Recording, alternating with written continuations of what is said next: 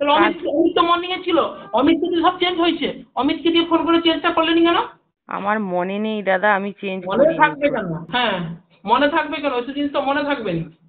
লোকের পিছন লাগাতে মনে থাকবে, জাহির লোক রুমে ঢুকে যায়। হ্যাঁ এটা প্রমাণ করে দিবে আমাকে, কবে প্রমাণ করবে আমাকে ডাকবে। যার এতে ছিল সেই কিছু মুখ খুললো নি কেন? আমার বলেই মুখ পুরা সার হলো। তুমি বলছিলে তো আমার নামে। সেই তো বলেছি। তুমি বলছিলে তো তোমার সিধা করবো আমি, আমার নাম জানি, ঠিক আছে? সময়ের অপেক্ষায়। আমার নামটাই কেন আসছে? সবার নাম চাপা হয়ে যাচ্ছে, আমার নামই কেন আসছে? বলছিল নাম বলো, প্রমাণ করে দিবে তো। প্রমাণের কি আছে? শুধু আমার নামটাই তাহলে প্রমাণ করো যে আমি বলছি। এটা তো সব না, মোটেই না। আমার নাম জোর গলায় বললে তো আর আমি হয়ে যায়নি কথাটা। তুমি কি বলনি? উত্তর দাও। আরে সবাই বলছে, আমি তখন বলছি, আমি বলি হ্যাঁ তাহলে করুক। তুমি বলছিলে তো। আবার তুমি বলছিলে তো, তারাও তো বলছিল। এমনি ডে অফে ডিউটি করছে, আবার লোক চেঞ্জ চেষ্টা করে চেঞ্জ এখানে নাটক পেছো। ভদ্রভাবে কাজ করতে করবে না তো ঘর যাবে, সোজা রাস্তা খোলা আছে, ঠিক আছে? হ্যাঁ দরজা খোলা ছিল তো। যে এখন এই কথাগুলো উঠছিল তখন কেন আপনি এই কথাগুলো বলেননি? আজকে কেন আমাকে বলতেছেন? আমি ওইসব কোনো বাজে কথা বলিনি। তুমি মানুষের বাচ্চা নয়। আমি বাচ্চা? হ্যাঁ তুমি কুকুর হলে আপনিও তো কুকুর হবেন। হ্যাঁ তুই তোমাকে কোথার রাগ কোথায় যেয়ে মিটাচ্ছেন? আমার বাবা মাকে ধরতে হলে গাল দিচ্ছেন, বাহ খুব ভালো। তুমি কেন আমার বাম্মারনি যোগ্য, নখের যোগ্যও আপনি নয়, বুঝেছেন তো? আমার বাম্মাকে যে ভাষায় গালি দিচ্ছেন, আমাকে গালাগালি দিন, আমাকে গালাগালি দিন, আমি দোষ করছি, আমাকে গালাগালি দিন, আমার বাম্মাকে তুলে গালাগালি দিচ্ছেন কেন? তোমার বাপ মা তোমাকে কচুবনে জন্ম দিয়েছে, কচুবনে।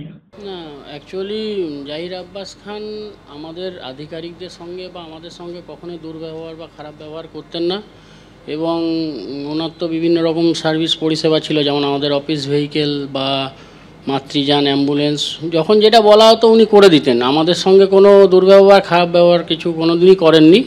কিন্তু এই ঘটনা শোনার পরে তো আমাদেরও একটা দুঃখ লাগছে যে এরকম একটা মানুষের সঙ্গে আমি 2 বছর ছিলাম অ্যাটলিস্ট, বা আমরা ছিলাম, এরকম ঘটনা ঘটাতেন বলে কোনো আমরা টেরও পাইনি, জানতামও না।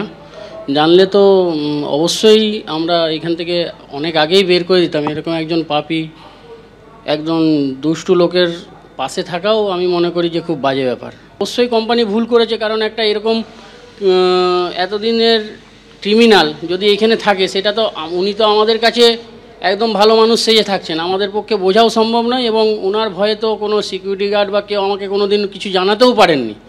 কোম্পানি সেটা অবশ্যই পিভিআর করে নেওয়া উচিত ছিল। এবং আমি আজকে বা এই 2-1 দিনের মধ্যে শুনছি উনি নাকি কোনো এক সময় কোনো রেপ কেসের জন্য নাকি 10 বছর আগে জেলও খেটেছে। আমরা ইমিডিয়েট জানার পরে, অ্যারেস্ট হওয়ার পরেই ওনার মাতৃযান, সুপারিনটেন্ডেন্টের কার, অফিস ভেহিকেল এবং নিচের বিপিএইচসির বিপিএম মোবিলিটির ভেহিকেল এবং যত রকমের গাড়ির সঙ্গে ওনার চুক্তি ছিল, আমরা কালকেই ওনাকে বাই অফিসিয়াল চিঠি দিয়ে সব টার্মিনেট করে দিয়েছি। পাঁশকুড়া হাসপাতালে সুপারের বক্তব্য আপনারা শুনলেন। এর আগে স্বাস্থ্যকর্মীদের বক্তব্য আপনাদের শুনিয়েছে এবং তারা একই কথা বলছেন যে দিনের পর দিন কিভাবে এই জাহির আব্বাস খান, এই ঘটনার মূল অভিযুক্ত, তাদের উপর অত্যাচার করত। এর আগে জাহির আব্বাস খান তিনি কি বলেছিলেন শোনাবো।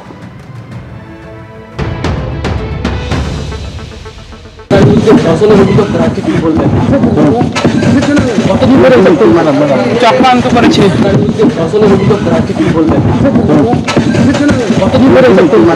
চক্রান্ত করেছে।